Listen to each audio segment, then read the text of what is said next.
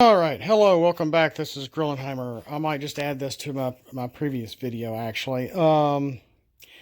Now I've been, I'll take a break from work every now and then, and I've been playing around.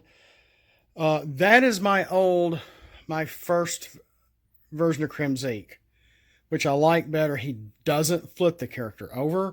He's just every time you draw a card, you zap somebody. And it's helped Caliburst get turned into a weapon. It helped a damage or two the building Skytread.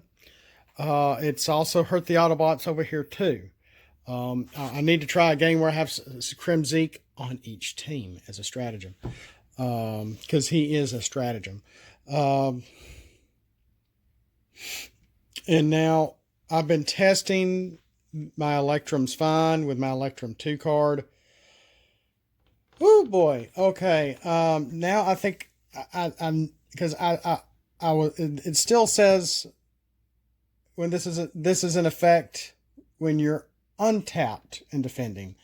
And I've been playing as if this is in effect when you're tapped. Well, that's too strong. So maybe that's why I did write it or type it as untapped originally.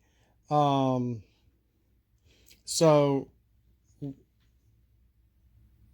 when you're not tapped, then you don't get hit. But being tapped has really drawn this out. And the one interesting aspect of this is that originally I was going to have two different Electrum 2 cards. One for Autobots. When you attack them in a certain state, the Autobots bounce one back to the Decepticons.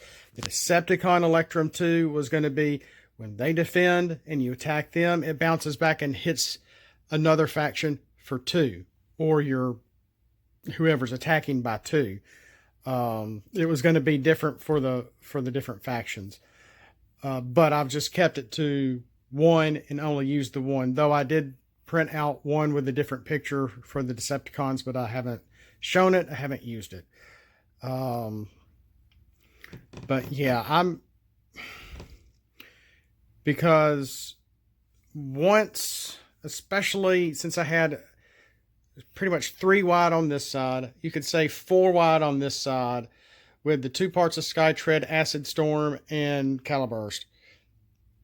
And then once Caliburst gets knocked out, I mean, it still didn't change things. It was still, who went first? This side went first for this game. The first game, the Decepticons went first, and it went back and forth. And I never even got to use these cards. Well, I took about 4 cards out of their deck, and boom, I'm finally getting some of these cards in play to see how this plays out. It was a good test. It really was. It helped show me that it's too strong to be used when they are tapped. You can't just be damaged by 0 and attack 1 back. I may have to let Pierce through. That they're still hurt by Pierce. Might be one thing.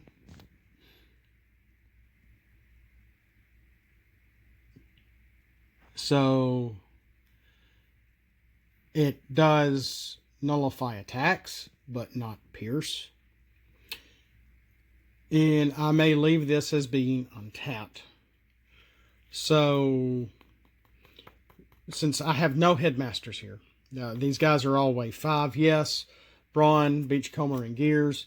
And because I have so many low star count in characters, high star count with stratagems and battle cards, it's been interesting. And then there's another aspect to this, which I have sort of played this scenario before, but not using the Electrum stuff because of Acid Storm. When you flip him and your opponent has double orange cards in their scrap, he gets healed. So he went from I had him down to 6. He flipped over. Well, there's a lot of double orange in this, thanks to the high number of star cards. Blah blah blah. He got healed by 5, so he went from 6 to 1. And I'm like, oh, gee, how longer can this game be? I've got to get back to work. But it's just been really, really interesting. So I just wanted to share this. I am not with the guys with the ARC. I would love to be a fly on the wall or a part of that team. I don't know if I would even have the time to do it. They do cross the pond.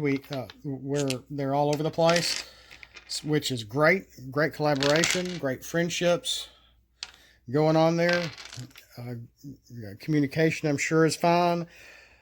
But yeah, I'm not a part of that. I'm not a part of them. If they're watching any of this and saying, well, that guy in Alabama, he's loony. Look at him trying to play by himself with this a 2-player game and making all these stratagems. Yeah, that's fine. But maybe there's something to take away here. Maybe there is something to the 2 ways I've been playing creme zeke. Maybe there's something to how I'm trying to create Electrum to work for the game. Passing the matrix back and forth, having a decepticon still the matrix as long as they're a leader, so the leader trait is still available to use the matrix on other characters on your team because it's still on a leader. The key to Vector Sigma, is always in use unless it's not on a leader, but that character does still get to use the key of Vector Sigma, but then you have to KO it pretty much. You have to flip it over. A lot of neat things that I have created that has just made this game. I hate that the game had to be canceled for something like this to the creation juices, you could say, to get started and go, let's add this. Let's try this.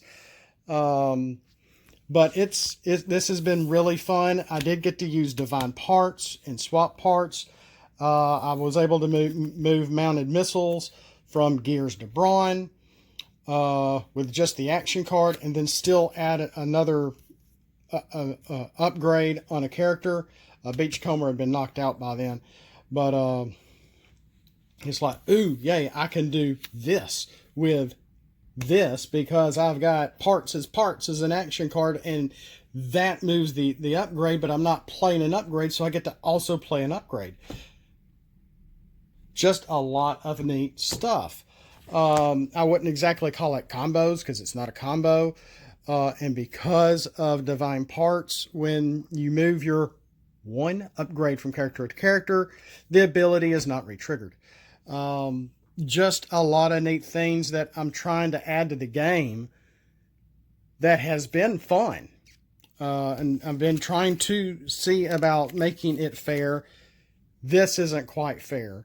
And I've got a few other cards that I've been making too. Like, sorry, I just had a coughing fit. Maybe I should slow down just a tad. That where a true stratagem for Twin Twist, which makes him a 10-star character plus whatever head he's going to have. To make it, and the stratagem is called Space Twist, and it is a simple stratagem. When in play, Twin Twist Demolitions has the spaceship trait, so that makes him and Top Spin are both spaceships, and he's a tank, so he can utilize not just the tank action cards, but UFO as well, unidentified flying, unconventional flying object. Excuse me, I keep getting that wrong. The Alpha Trion flying card, which would help him flip. Get my drift? Using UFO with rapid conversion, etc., all those cards, and next thing you know, you're getting to even hook up with brainstorm, flip, attacking for 2 to your opponents. Then we have tyrannical upgrade, which is because it's the tyrannical Cybertron. Cybertron Tyrant Megatron, the 7-star, which makes him an 8-star, which gives him bold 2 in alt mode. And I should have said adds 2 plus 2 to attack instead of gives in bot and alt. So he's not quite as bland. And when you add an upgrade, his +1, adding +1, when you add an upgrade, it turns into +2 instead. That's my speakers over there. So just to make him a little better without not being too much better. Even though with this, I would not be able to pair him with my Mega Caliburst deck anymore. And that was the whole point of that team. But that's all I have right now. It has been a rush. It has been fun. I need to get back to work.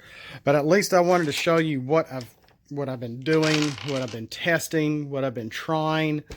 At least get this out there for y'all guys. If y'all want to, any of the guys watching this from the Ark wants to utilize this, hey, try it, test it out. You might have more time than I have to be able to do this kind of stuff.